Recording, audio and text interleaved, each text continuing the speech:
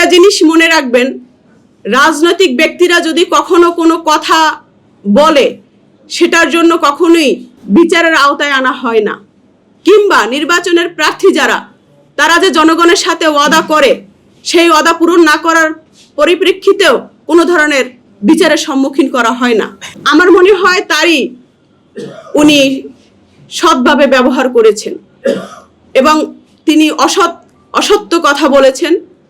আমাদের সহিংসতা এড়িয়ে চলার জন্য নেতাকর্মীদেরকে বলেছি ধৈর্য ধারণ করতে, কথায় নয় আমরা কাজে বিশ্বাসী। তিনি যদি কোনো প্রমাণ দিতে পারে তাহলে আমরা চ্যালেঞ্জ করে বলছি, সেই প্রমাণের পরিপ্রেক্ষিতে আমরা যথোপযুক্ত উত্তর দেওয়ার জন্য প্রস্তুত আছি। কিন্তু কে বা কাহারা ড্রেনে বসে, জঙ্গলে বসে, ময়লায় বসে কে কি বলল সেগুলো শোনার জন্য বা সেগুলোর উত্তর রেডি করার জন্য আমাদের হাতে সময় নেই। আমরা দেশ ও জাতির বৃহত্তম স্বার্থে বাংলাদেশ আমজনগণ পার্টি কাজ করে যাচ্ছে নিরলসভাবে।